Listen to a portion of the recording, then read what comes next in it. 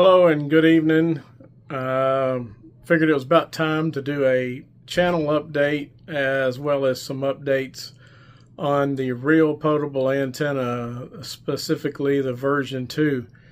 And I've been meaning to make this video for a while, but I just have not had the time to get around to do it. And since we're kind of stuck inside in the freezing weather here in Texas, felt like this was as good a time as any to give people some updates. The first part of this video is going to be just talking about the things you might want to know about, the regular price, the sale price, and things like that. Once I get that out of the way, I am just going to ramble and talk about stuff and it probably bore you to death. I am not a YouTuber. I don't do much editing. So if you're not into that kind of stuff, after you get the basics, feel free to tune me out. But I'm going to show some of the iterations from where I started at to, where we're currently at in the design, and maybe a hint on some things to come down the road. So stick around and I'll be back and we'll get started. Okay, I hope you can hear okay. Don't have my wireless microphone on. I've had some issues with that, the audio being too loud, and so I'm just going to try to wing it.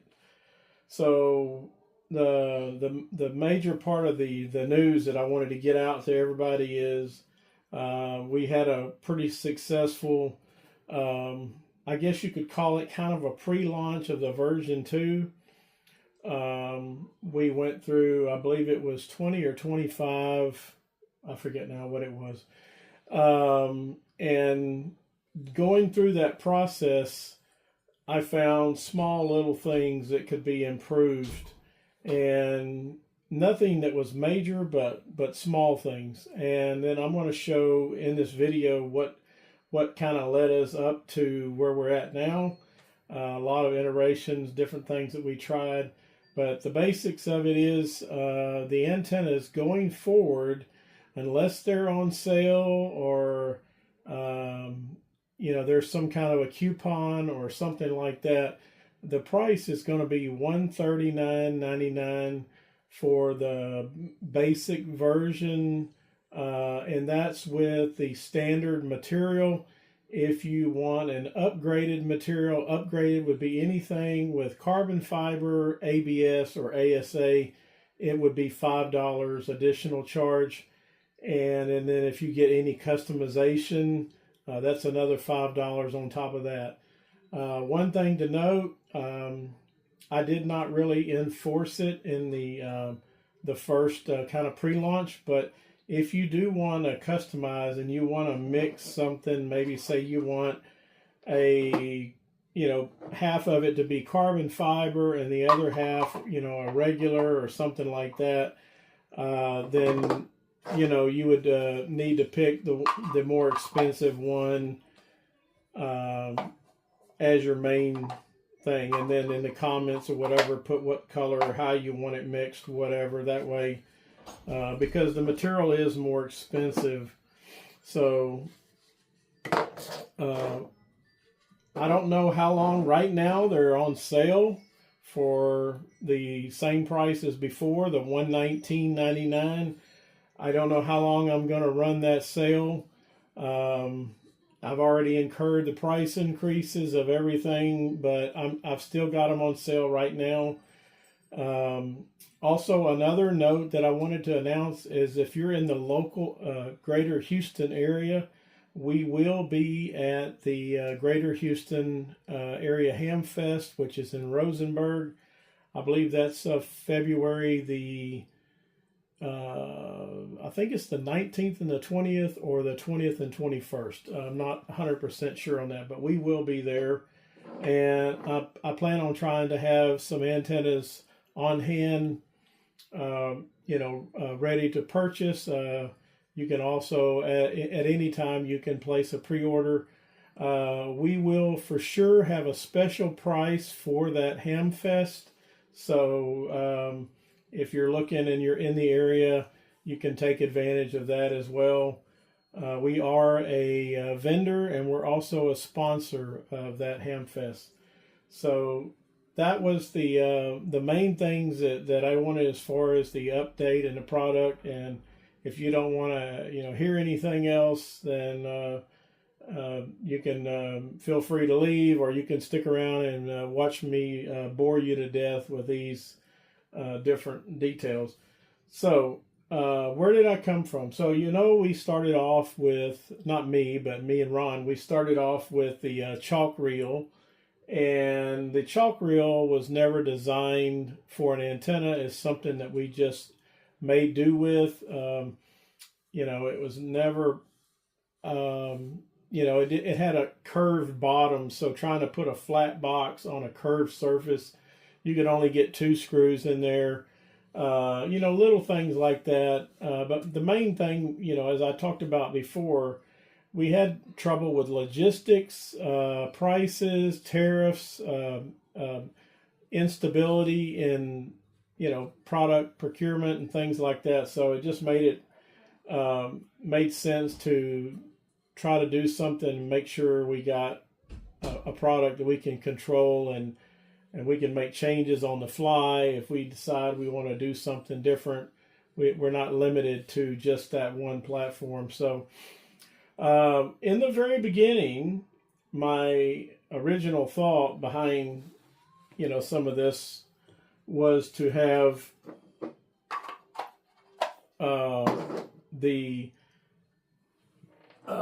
let me see if I can show you with one of these here.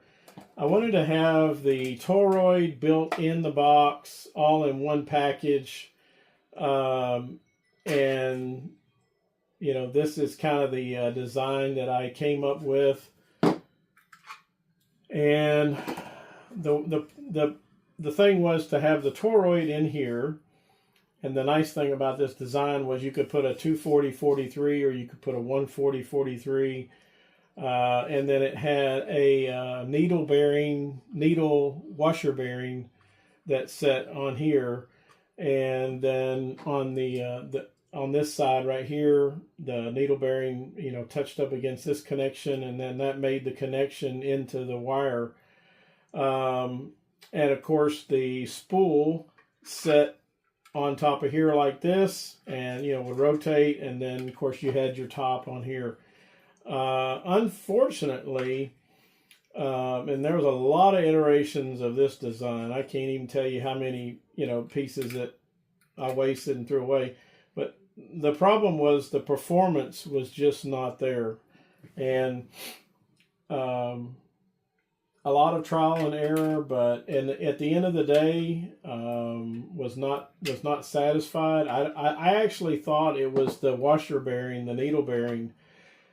So I took the needle bearing out, and I stacked up copper washers and did away with the needle bearing, but I had the same issue. So don't know exactly what was causing that, but we didn't get I didn't get the performance that we were expecting out of our antennas. So anyway, I had to scrap this idea and had to go back to what we know works, and that is having the box, and the box mounted onto. So at that point, I was like, okay, I'm just going to redesign, make similar to the reel, but not exactly, but similar, and have a box on here. So I tried that, and it actually did work. It worked just as well, and I think that a lot of it has to do with the brass shmoo, as we call it. That's what we call the stuff that's inside here. We call it I don't even remember how we got that name, but brass shmoo. But I think it has something to do with that. But anyway, the way the harmonics fall, the way everything works, it just works. It works. I don't know how to explain it. So anyway, it went back to the box, and mounting the box onto the back of it.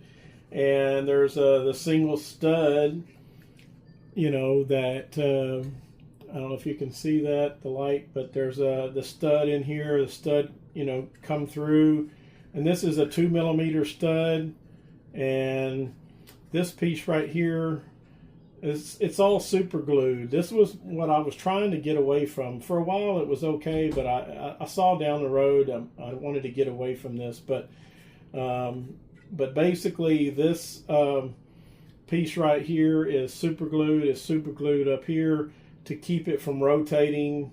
If the wire, the stud gets hung in the brass in there, that that it wouldn't get hung up. This piece was on there just to kind of help hold it, as well as keep the brass stuff from getting up in here. And this was the kind of one of the first designs, and they worked. Had no issues. Where I started running into issues was with the spool, and the spool. This was one of the original designs, and this was I was doing all my prototyping out of PETG material, which is fairly smooth, and not it was pretty good, and so basically this would set on top of here, and it would just turn like that. But as you can maybe you can hear it, there's a lot of friction on there. At first I didn't think it would be anything to worry about, but as I learned down the road, it became an issue. So this is what the bottom looked like. I wonder if I've got a light in here. Let me see. It's going to be hard to see, especially on black, but this is what the original bottom looked like. And the spool, this raised area sitting there, the spool sitting there, and while it will turn and you think it's going to be okay, you put the top on there, and while it may sound, but you can hear it dragging. This is not with any wire on there or anything, but it's dragging. So that was the one of the first issues I ran into. So then I started thinking of other things that I could do, to improve this. And then I went to, I believe it was this one was the next one, which has a lip around here. This inside part was solid. I actually went to the solid, before, and instead of having it hollow in there, and did away with this nickel plated piece here. I found out that was not really necessary, but then I went to this design, which has a lip around here. What that lip does is that holds the entire bottom of the spool, does not drag. Of course, I can't spin it with my hands, but as you can see, it spins a lot more freely because, and this is not the newest spool, but what it does is it holds it up off the bottom and it gets it away from these screw heads, but it also keeps where the entire bottom of this is not dragging plastic against plastic. So that helped out some as well. The second thing that I ran into was I had the same problem but opposite. So as you can see on, maybe you can see on the top here, it was plastic against plastic rubbing. So if you put the spool in up here, it's just plastic against plastic and too much friction. So I ended up going to something like this. This has a raised area around here that the top part of the spool does not have the whole. You can see it's much smoother. So that was another thing that I ran. So those two things there helped out greatly with that. The next thing that I did was I decided to put a lip on the spool. And the reason why I didn't do that in the very beginning with this is when you're 3D printing, if you put something on there like that, then you're going to have a lot of supports. And I was trying to stay away from that. So I designed this with this lip on here. This lip on here fits down in this groove right here. And as you can see, I mean, you know, that's really smooth. And, you know, it takes a lot of stress off of there, and everything just works great. So I thought, okay, I'm home free. Then came the next issue, which is the spools are not made out of this material. This is PETG. The spools are actually made out of ASA carbon fiber, which is a much more, you know, a rough fibrous material.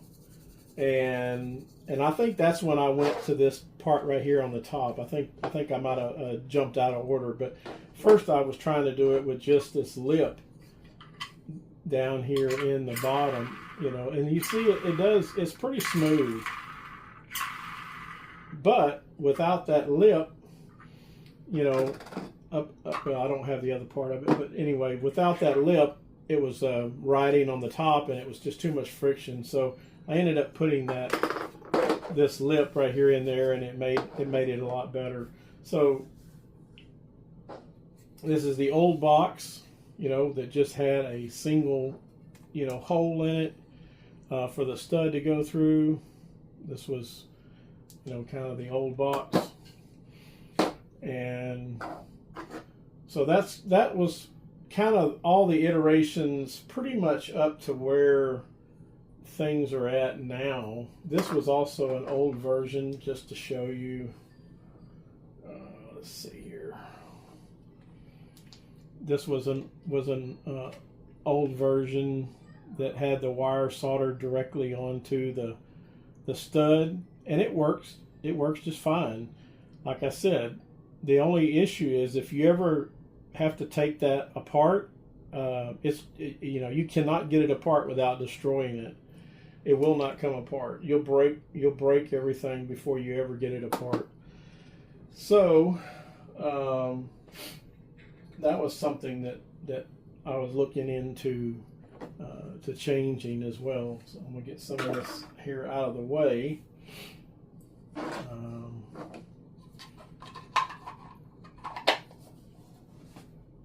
And this is carbon fiber right here, and it's good. It's a nice, good material. Let's see here.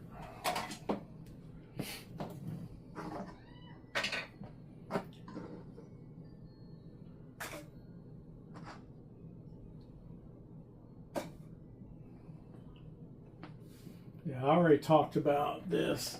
Yeah, this was another one that basically was the same as that other one I showed you. But like I said, it just didn't work out. So from that, you know, pretty much moved to this. And this is the same lip around here, this raised edge, and the center part, it has a threaded or a grub screw that goes in from this direction in the center that tightens down against that 2mm stud. So you have your box, which sets on here. however it goes. But this is the other change. So this piece here in the center, it has two functions really. One, it controls the depth of how far the stud goes through there, and it also keeps the stud from rotating. So you no longer have to have glue to hold it down. The wire still solders to the end of the stud, but on this side, when the stud comes through here, there's a grub screw that comes in from this side and goes down, and it tightens up against that stud so the stud cannot go out. So that there's basically no longer any need for glue. So if you ever had to take this apart, you theoretically could, where the other one you could not do that. So this, like I said, is pretty much the newest version, and as you can see with the spool here, it spins nice and freely. Let me see if I got one. I don't have one that's completely put together, but yeah, it's not going to be easy to turn because I don't have no top on it. But anyway, it turns pretty freely, and there's not really any issues with it. And I mean, sometimes you can get a little bit of friction because of the brass stuff that's inside of here. So still have to be a little bit careful when you're pulling the wire in and out. But that is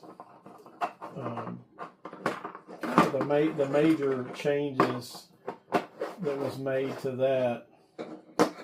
And of course the connector, I talked to y'all about that before, but this connector, if you compare it to, say, this one,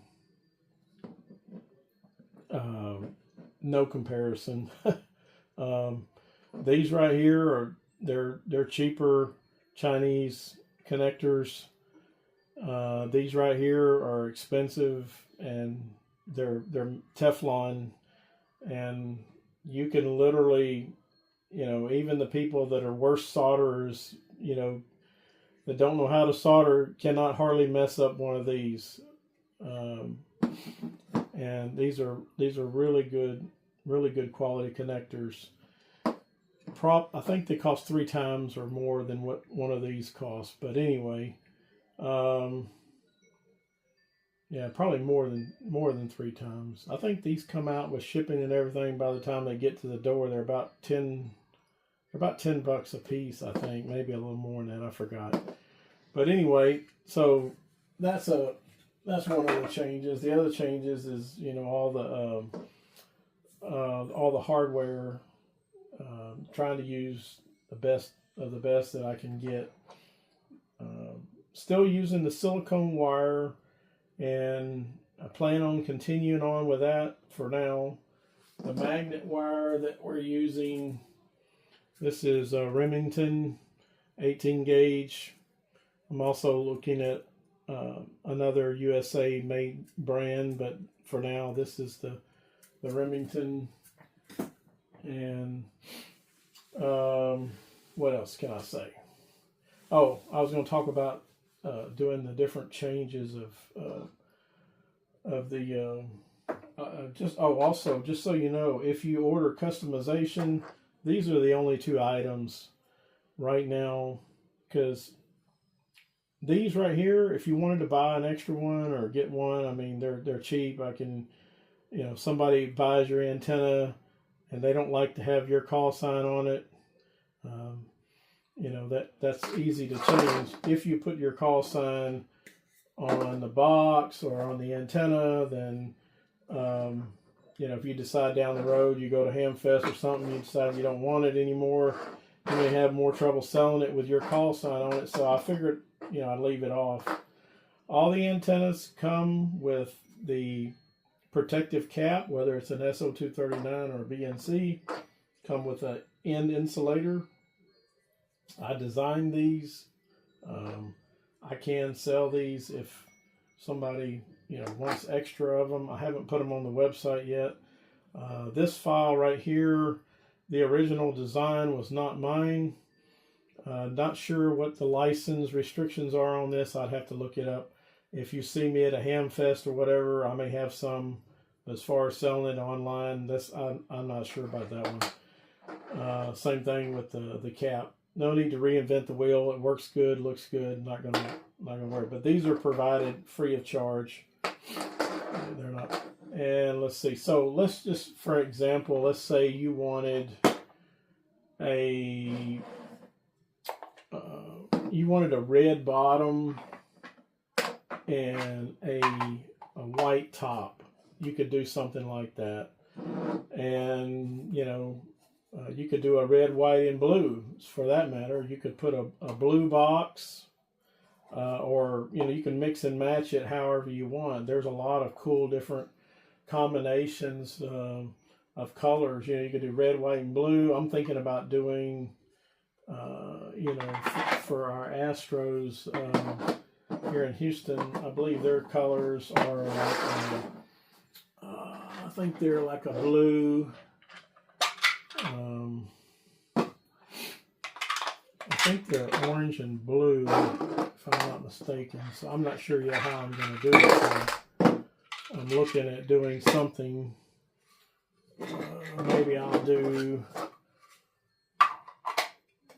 I'm not sure. Maybe I'll do something like that. Maybe I'll do, and they also have white too. So I could do something like that, and then put a white cap on it. I'm not 100% sure, but anyway, you can see the possibilities are endless. If you got favorite colors, you can mix and match pretty much however you want. As you can see, I've got a fair amount of them here that I have printed that are ready to build, and I'm trying to get prepared for the Ham Fest coming up, which is about less than a month away. So I've been trying to get ready for that. And let me think if there's any other things that I wanted to cover in this video. The wire, I did start to talk about it, but I may fluctuate between 22 gauge and 20 gauge. The reason being is there's been a couple of times where I've tried to purchase the 20 gauge and they've been out of stock. The other thing is it's really, really full. Now, this is actually 26 or 28 gauge, and you can see how full that spool is right there.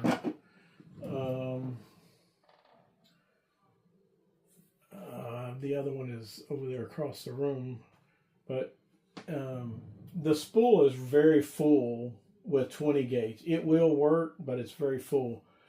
The problem that happens is when you start to roll it up, because there's nothing to spread the line out across the spool, the wire tries to build up right in the center of the spool. It'll start building up, and then it'll just fall over on the side. Then you got it loose. And it tends to want to get tangled up, and, it fills up unevenly, and sometimes, there's like loops in there, and you have to be careful when you pull it out sometimes, because sometimes it'll hang, and you may have to actually go over there and turn the crank to get it to, to release so you don't break the wire. The silicone wire is not real strong, but I find it works the best for inside a reel like this. You got wire like this, which is, I think this is like the Poly Stealth or something like that. The problem with this is it's got too much memory to it, and it wants to backlash and unroll inside the spool here. And something like this, you can get a lot on there, but it just doesn't work very well overall at the end of the day.